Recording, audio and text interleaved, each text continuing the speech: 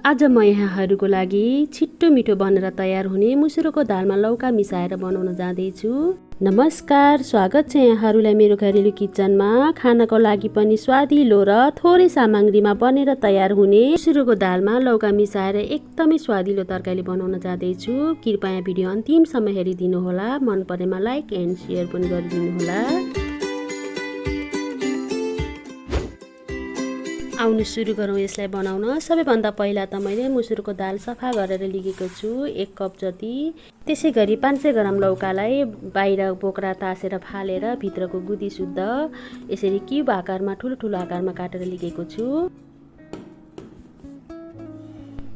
त्यसपछि फुराउनको लागि जिरा, कालो जिरा र मुङ्ग्रेलो जिरा आधा चम्चा लिएको छु। अनि सुकेको खुर्सानी पनि लिएको छु 4-5 वटा।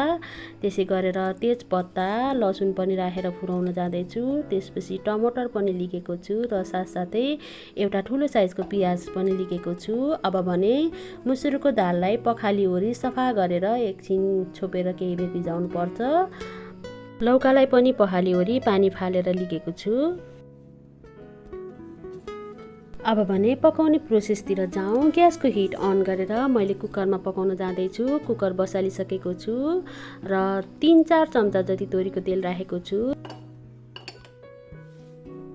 तेल मजाले तातिसकेपछि कालो जिरा र सेतो जिरा फुराइदिने र राम्रोसँग चलाउने। त्यसपछि मसिनो गरेर 2टा खुर्सानीलाई मैले भाँचेर राखेको छु र 2 वटा चाहिँ सिङ्गी राखेको छु फुराइदिने र तेजपत्ता पनि साथमा भाँचेर राखिदिने। मैले 2 वटा तेजपत्ता राखेको छु। अब भने यिनीहरूलाई एकैछिन चलाइदिनु पर्छ।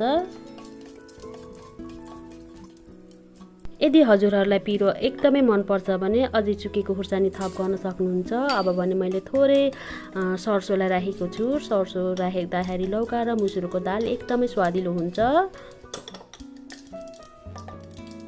यसरी सर्सो र जिरा चटचट आवाज आएर राम्रोसँग फुरिसकेपछि मैले 2 वटा लसुनलाई मसिनो गरेर काटेर राखेको छु। यसलाई पनि राम्रोसँग एकैछिन चलाउनु पर्छ। अब भने लसुनलाई केही बेर चलाएर हल्का यसको कलर चेन्ज भइसकेपछि मसिनो गरेर काटेको एउटा प्याजलाई राख्दैछु। यसलाई पनि केही बेर चलाएर भुट्नुपर्छ। प्याज भुटेर यतिको भएको छ। अब भने लौका एड गर्ने। लौकालाई राखेर केही बेर भुट्नुपर्छ। त्यसपछि 2 मिनट जति छोपेर पकाउनु पर्छ। अनि यसमा भएको पानीको मात्रा हल्का सुकिसकेको हुन्छ। अनि मसलाहरू राख्न सकिन्छ। हजुरहरूले भिडियोमा देख्न सक्नुहुन्छ ढक्कन खोलेर हेर्दा यसमा भएको पानीको मात्रा सुकिसकेको छ। अब भने मसलाहरू राख्न जाँदैछु। आधा चम्चा जति बेसार राखेको छु। त्यसको साथसाथै 1 चम्चा र अलिकति जिरा धनिया पाउडर मिक्स गरेर राखेको छु। सँगसँगै 1 चम्चा जति कश्मिरी लाल मिर्च पाउडर राखेको छु। यसको सट्टा हजुरहरूलाई पिरो मनपर्छ भने धुलो खुर्सानी राख्न सक्नुहुन्छ अर्को पिरो हाले। अब भने यिनीहरूलाई राम्रोसँग मिक्स गर्नुपर्छ। मसलाहरू राम्रोसँग भुटिसकेपछि 2-3 वटा टमाटरलाई मसिनो गरेर काटेर राखेको छु। यदि हजुरहरूलाई टमाटर मन पर्दैन भने स्किप गर्न सक्नुहुन्छ। तर टमाटर राख्दा एकदमै स्वादिलो हुन्छ मुसुरको दाल र लौकाको तरकारी। एकैछिन चलाउने। यतिको पाकिसकेपछि मुसुरोको दाल एड गर्ने। मैले भिजाएर राखेको मुसुरोको दाल एड गरेको छु। यसलाई केही बेर चलाउनु पर्छ। राम्रोसँग मसलाहरू लाग्ने गरेर चलाउनुहोस्। यसरी बीचमा चलाउँदै छोड्दै गरेर राम्रोसँग चलाउनु पर्छ।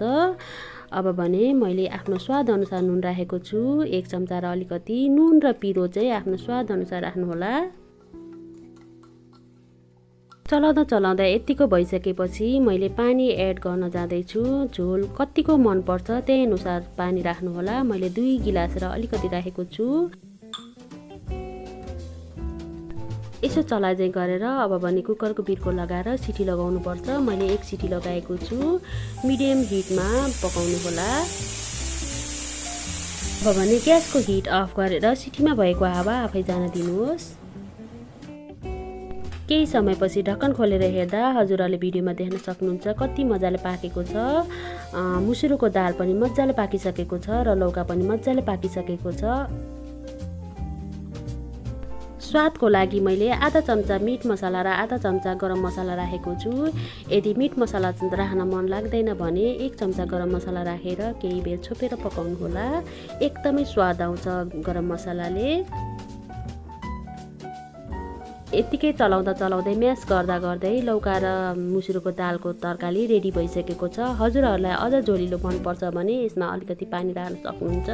अब भने मैले ग्यासको हिट अफ गरेर एउटा भाँडामा खनाएर राखेको छु र माथिबाट धनिया राखेर हजुरहरूलाई सर्भ गरेको छु। हजुरहरूलाई आजको रेसिपी कस्तो लाग्यो? यदि मन परेमा अवश्य पनि एकचोटि बनाएर आफ्नो साथीभाइ र फ्यामिलीसँग इन्जोय गर्नुहोला। साथै मन परेमा अवश्य पनि लाइक, कमेन्ट एन्ड सेयर पनि गरिदिनु होला। यदि अहिलेसम्म पनि सब्सक्राइब गर्नुभएको छैन भने छिटो सब्सक्राइब गरी नजिकै रहेको बेल आइकन क्लिक गरी अलमा थिचिदिनु होला। यसो गर्नाले मैले राखेको हरेक भिडियोको नोटिफिकेसन हजुरहरूको सामुन्ने सबैभन्दा पहिला आउँछ। Thank you, bye bye.